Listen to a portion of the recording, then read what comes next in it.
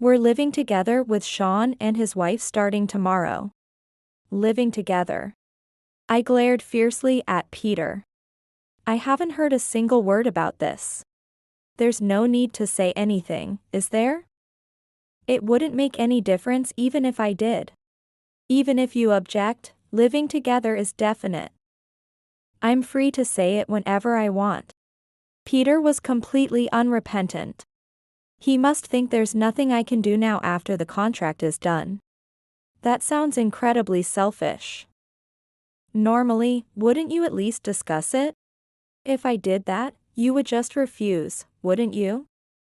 Somehow you dislike Sean and Abby. Eventually, when the eldest son, Sean, and his wife arrived, they looked down on me as usual. And Abby said with a smug face, "If you resist, I won't take care of you." She seemed proud, but I wouldn't know what she might do to me if she were to take care of me. And the eldest son and his wife's misunderstandings continue. You're lucky, Mom. You met someone as kind as Dad. Otherwise, you might still be single. Huh? I am single though. Huh?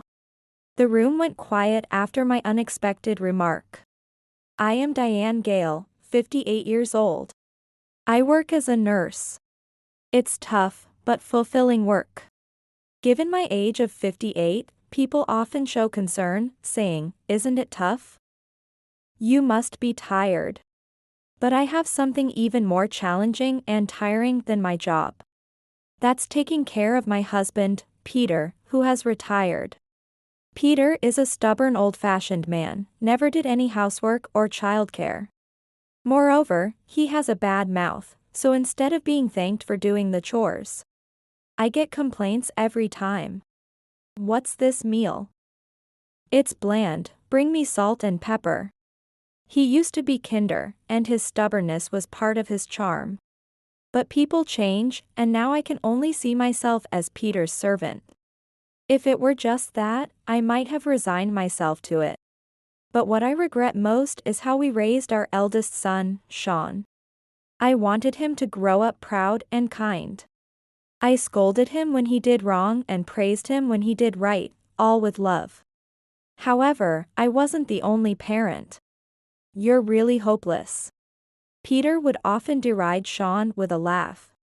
He seemed to think it was just a joke, but I was afraid of the impact it would have on a pure child. Please stop saying things that lower his self-esteem.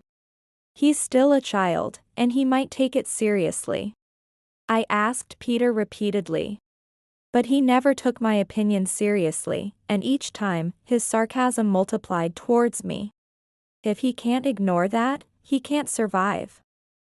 I'm training him for life. You're too stiff. I should have married a more easygoing woman. Peter would say this even in front of Sean. When I blamed him, he would eventually say, "Enough.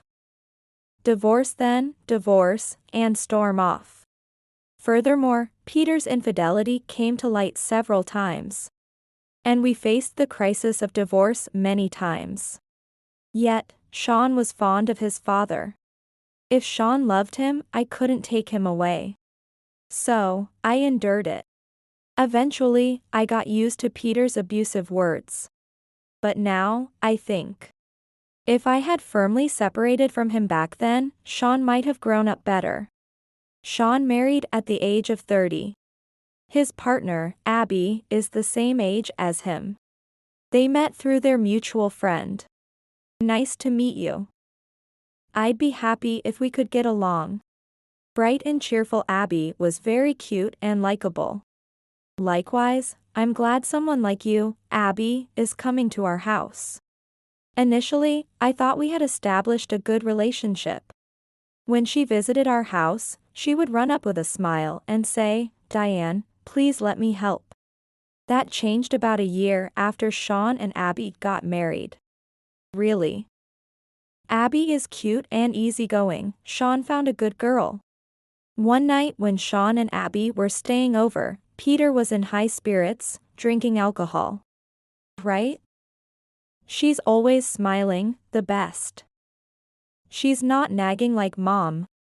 Lets me do what I want and doesn't fuss. This is the price for not divorcing. Watching me be treated like a slave and looked down upon by Peter every day, Sean learned.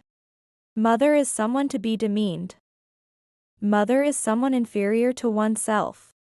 If only I had left Peter sooner. I still regret that now. Of course, I warned him, but words from someone he looked down on didn't resonate. Now that Sean is an adult, I've given up on admonishing him. I never thought it would cause even worse effects. That day, as usual, I sighed at their words while preparing dinner. Abby was nearby, wearing an apron. Could you take this over there? Sure. At times like this, Abby's cheerfulness was a relief. I cheered up and moved on to the next dish. Usually, Abby would return soon and ask, "What shall we do next?" But today, no matter how long I waited, she didn't come back. I wonder if something happened. Becoming a bit worried, I headed to the living room where Peter and the others were eating, timing it perfectly with the completion of the cooking. Abby was there, holding a glass and mingling with Peter and the others. Relieved, I placed the food I had brought on the table and sat down. Then, Abby said something shocking to me. "Oh no. Why are you sitting down, Diane? Aren't you still working?" What? I doubted my ears. Looking at her, Abby pressed on with a smile. "Because, look. You have to clear these dishes away. It's not the time to be sitting." Seeing my confused, stuttering reaction, Peter and Sean burst out laughing. "Nice. Abby, you're the best." "Really?" "Yay!" "Exactly. Mom has been overworking Abby too much. Housework is mom's job. Don't rely on my precious wife." I hadn't thought it could be this bad. Was it Peter's direction, or perhaps Abby's high adaptability? From that day, even Abby, my only solace, began to look down on me. Whenever Sean and Abby came to visit or stay over, I was naturally expected to do all the housework. While the three of them chatted, I was the only one bustling about. And I had to eat standing in the kitchen. Such had become the rule-like structure of our household.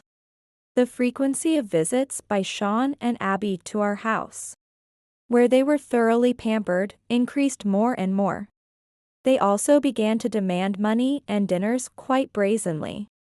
It was clear they were completely reliant on me. Naturally, my burden grew.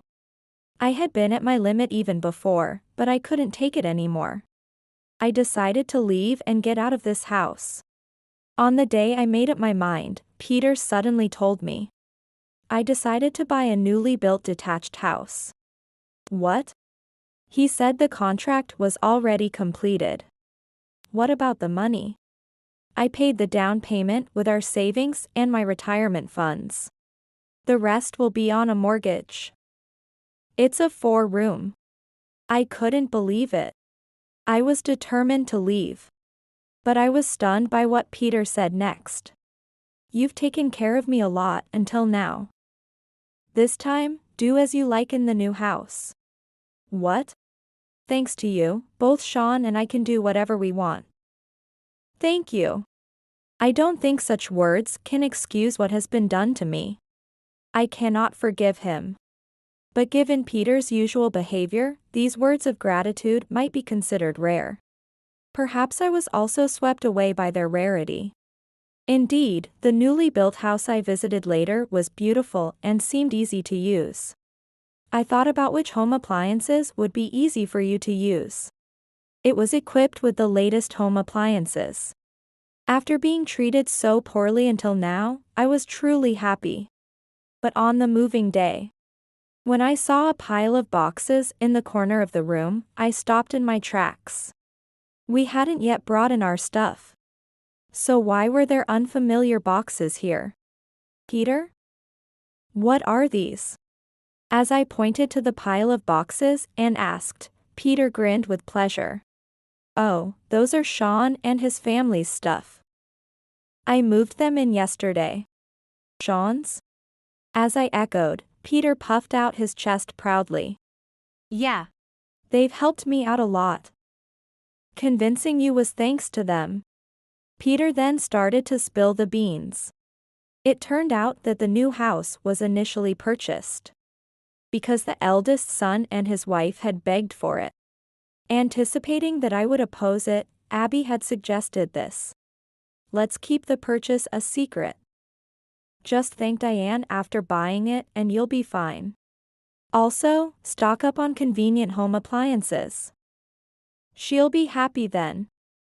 Don't worry, don't worry. Diane is easy to manipulate. Everything was under Sean and Abby's control. What is that? As infuriating as that was, Peter loudly declared. We're living together with Sean and Abby starting tomorrow. Living together. I glared fiercely at Peter. I haven't heard a single word about this. There's no need to say anything, is there?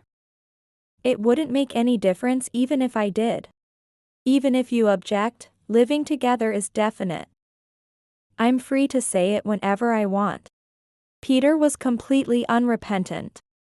He must think there's nothing I can do now after the contract is done.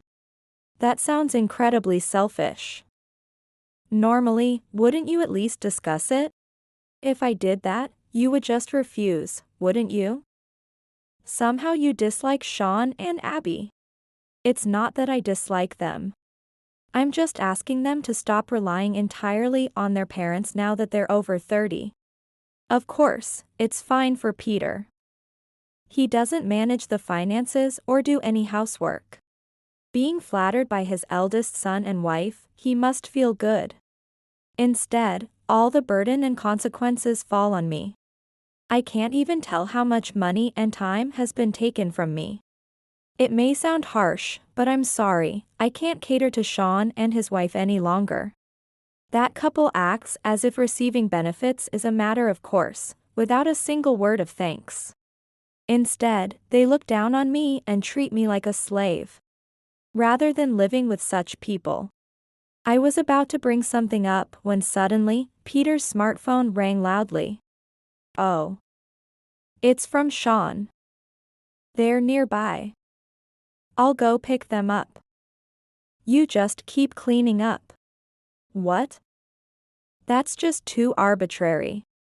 If you have a complaint, then it's divorce. Before I could reply, Peter, repeating his usual phrase, left the house. Just as I thought. This is how it turned out. I muttered to myself, quickly got ready, and left the house too. After finishing my errands and returning home, Peter came back with Sean and his wife. How about that? Nice house, right? Peter spread his arms proudly. Following behind, Sean and Abby exclaimed in admiration. Wow. It's big. Nice, nice. Really? Wow. This room even has a bay window. So cute. You like it? Then let's make this room Abby's. Really? I'm so happy. The three of them were frolicking happily. It's as if I'm invisible to them.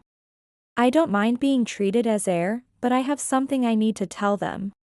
Well, actually. As I started speaking with a sigh, Abby, noticing, giggled. Ah. Sorry, Diane, we totally excluded you. I just got so excited. Her smile seemed almost provocative, so I smiled back gently.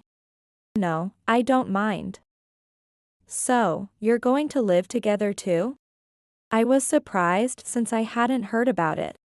Sean quickly stepped forward. Isn't it more reassuring than just dad and mom living alone? It's a duty to parents, isn't it?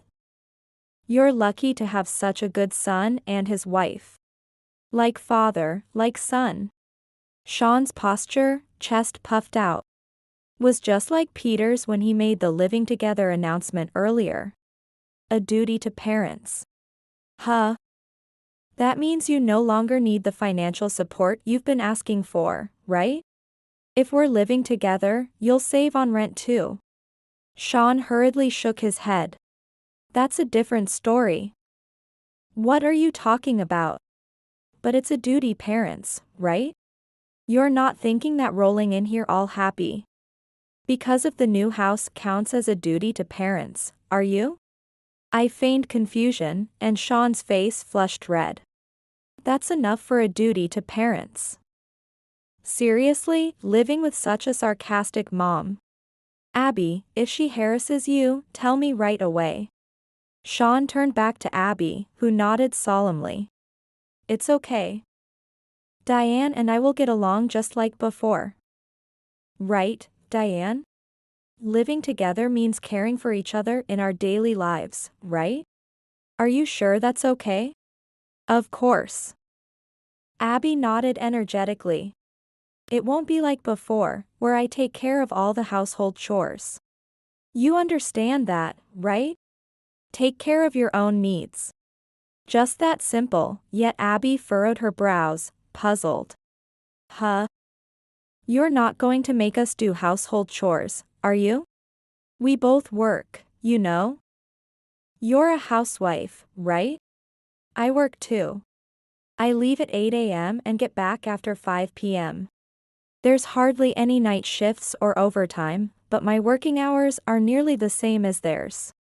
As for the salary, mine is even better. When I explained this, Abby burst into laughter. Oh come on, Diane, you're just making excuses. But you're still the housewife of this house, right? Housework is a housewife's job. Oh, Abby, you're so rigid. I didn't realize you held such old-fashioned views. People these days handle household chores just fine. Abby's face turned sour. I'm just preserving old traditions. You should understand, given your age. Oh, if that's the case. Shouldn't the person who should be working the most in this house be you? Abby, the daughter-in-law? And if we're going by old standards, shouldn't we respect our elders? That's a contradiction. Abby, who had never expected me to retort, glared at me with a mix of surprise and humiliation. What? Just because you bought the house, you think you can act all high and mighty? You. She was almost shrieking. Where had her usual calm and soothing voice gone? Abby's face turned bright red as she screamed hysterically.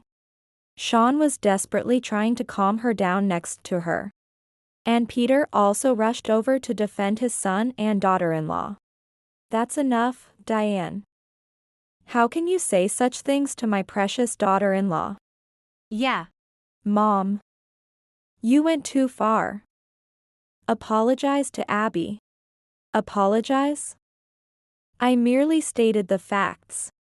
After treating me like an old lady, now they play the victim. Peter said in a low voice, pressuring me as I kept silent. Listen? We'll eventually need their care. Think of this as prepayment for the favors we'll owe them. Maybe it wouldn't hurt to serve them a bit until then. The son and his wife nodded in agreement. Rather than prepaying any favors, these two seemed more likely to repay kindness with spite. Even if I were to need care, I would never want these two to take care of me. Just the thought made me shudder. Seeing my reaction, Abby seemed to misunderstand something and said cheerfully, If you resist, I won't take care of you. The idea of being cared for by her, not knowing what she might do, terrified me. I don't wish for that. Even though my words came from the heart, Abby laughed heartily. Oh, playing tough again. Exactly. She always has to be so stubborn. You lack charm, you know. Even if your housework is perfect. That doesn't make you a good wife. A daughter-in-law should be more like Abby. Oh, Peter. Good for them, they get along so well. I don't want to stay here another second. I turned to Peter to say what I had missed earlier. I need to talk to you. Oh.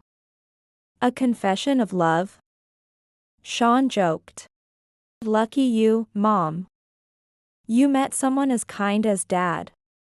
Otherwise, you might still be single. After being interrupted repeatedly and accumulating frustration from all their remarks, I finally snapped. Raising my voice, I retorted to Sean. Huh? I am single, though? Huh? The spacious living room fell silent. Then, trembling, Peter finally spoke. What are you talking about? I am, in fact, single. Oh. And so are you. That can't be. He seemed utterly baffled. Peter looked at me, confused. You always say it, don't you? Divorce, divorce. That was just a joke, well, a form of communication. I stated simply, but seeing his lack of understanding, I explained slowly, as if to a child. Just as you wished, we are divorced. That means we're both divorced now. From now on, we are strangers.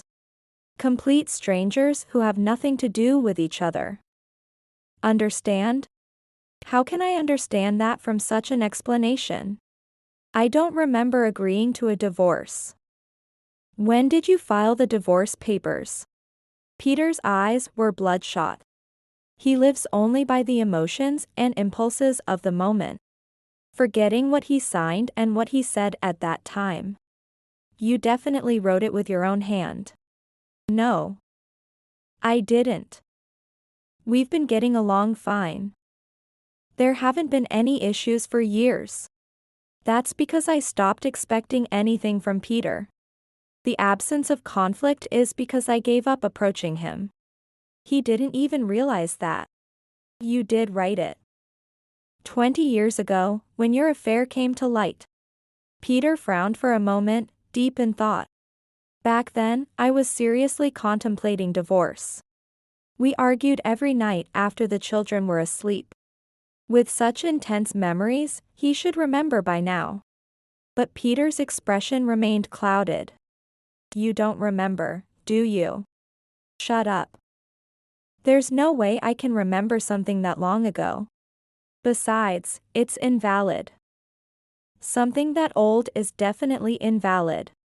Peter was furious. I won't let it be invalidated. You know, Peter, not just 20 years ago, but even now, you're having an affair. I think that's a valid reason for divorce. Peter's face, which had been bright red, suddenly drained of color. In an instant, he turned pale blue and weakly fell to his knees. Sean, with a forced smile, intervened as if to throw a lifeline. Having an affair is definitely bad, but please forgive him. Mom was just lonely, right? It's because Dad doesn't talk enough. If he just communicated better, surely. Despite butting in, Sean started saying completely off-the-mark things. Not enough words? Lonely? There was a time right after we got married when that might have been true. But those feelings have long since disappeared. No, that's not it. It was just too much trouble to bother with a divorce. Lately, I've been getting used to his selfishness. If that's the case, rethink it. There's no need to go through with a divorce. Why now? The eldest son and his wife desperately tried to stop me. Of course, they would. If we continued to live in this house together, hellish days awaited. No more mother to push housework onto. No more all-accommodating environment. Even a beautiful new house isn't worth it if it comes with a stubborn, selfish father. It might actually be a negative. Moreover, by hinting at even caregiving, he was practically tightening his own noose. Mom? I'll make Dad apologize. Sean tried to lift Peter, who had collapsed, by his arm. But Peter was completely dazed, limp like an octopus. Cut it out. It's Dad's fault that Mom. That's right. It's all Father's fault. The son and his wife, quick to shift the blame to Peter. I wasn't intending to defend Peter, but their behavior was just too appalling, so I told the couple. The reason I reconsidered divorcing was because of you too. Huh? Did you think I enjoyed taking care of you? After being used and ridiculed so much, it was truly painful. Yet, Dad said he would live with you too, so I decided there was no other choice but to divorce. I filed the divorce papers just a little while ago. Hearing this, Peter abruptly looked up, his eyes teary. Why didn't you tell me? Was there a need to? It wouldn't have changed anything if I had. Even if I said I hated it, living together was absolute, right? You said that yourself. It seemed he remembered what he had just said. Peter lost his words. I'll ask a lawyer I know for the details. Sean and Abby tried to stop me as I left, but I brushed them off, find another slave. As I left through the front door, I could hear Peter, Sean, and Abby arguing. A fight between two self-centered people likely won't end. I was glad to have avoided getting involved. I quickly walked away from there. Later, I heard that Peter had cut ties with Sean and Abby. The house, though newly purchased, was put up for sale because Peter couldn't afford the payments on his income alone. Peter moved back to his parents' home, living with his nearly 90-year-old mother. The former mother-in-law, still quite vigorous. Shirley hadn't expected her son over 60 to return home. There's a part of me that feels sympathy. However, since my relationship with the former mother-in-law wasn't good, I felt a bit relieved. Sean and Abby decided to move into Abby's parents' home. I believe her parents are quite hands-off. So maybe this will encourage them to be a bit more independent. If they come begging to me, I have no intention of helping. The divorce has allowed me to live alone for the first time in a while.